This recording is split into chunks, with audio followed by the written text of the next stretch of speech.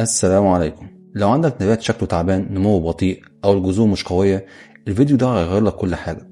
النهاردة هنتكلم عن حاجة اسمها التريكوديرما، وده فطر نافع جدا في الزراعة. التريكوديرما مش سماد عادي، ده فطر نافع جدا بيعيش في التربة وبيشتغل لصالح النبات مش ضده. يعني بدل ما الفطريات تضر النبات وهو بيحاربها ويسيطر عليها. دلوقتي هقولك طريقة سهلة تخلي التريكوديرما عندك أقوى 10 مرات. أول حاجة نستخدم مية الرز.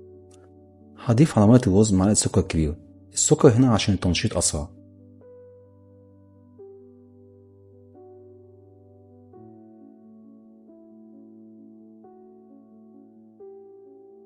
بعد كده هنضيف 4 معالق شاي تريكوديرما على حوالي 2 لتر مية، يفضل مية من غير كلور، ونقلب كويس.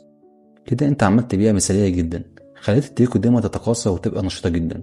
يعني بدل ما تحطها بشكل عادي انت كده ضعفت تأثيرها.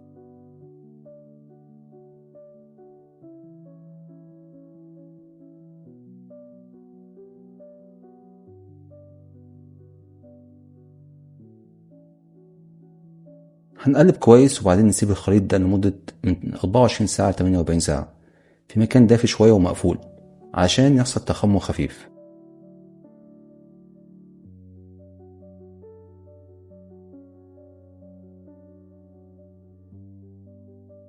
طيب هنستخدمها ازاي؟ ما ينفعش نحطها مركزة كده، لازم نخففها. 1 لتر من المحلول على 10 لتر مية عادية.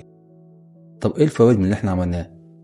الجذور هتقوى جدا والنبات هيمتص الغذاء أسرع، ومقاومة الأمراض هتزيد. النمو هيبقى أسرع بكتير، خصوصا في الطماطم هتلاحظ فرق واضح في الحجم والخضار. وخلي بالك من شوية حاجات: ما تستخدمش مية فيها كلور، ما تسيبش الخليط أكتر من 3 أيام، استخدمه مرة كل أسبوع أو 10 أيام.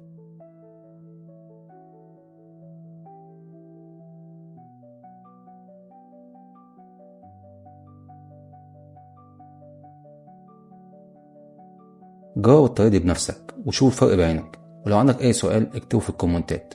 ولو عجبك الفيديو اعمل لايك واشترك في القناة عشان أقولك أسرار زراعية بسيطة بس نتائجها قوية جدا. سلام.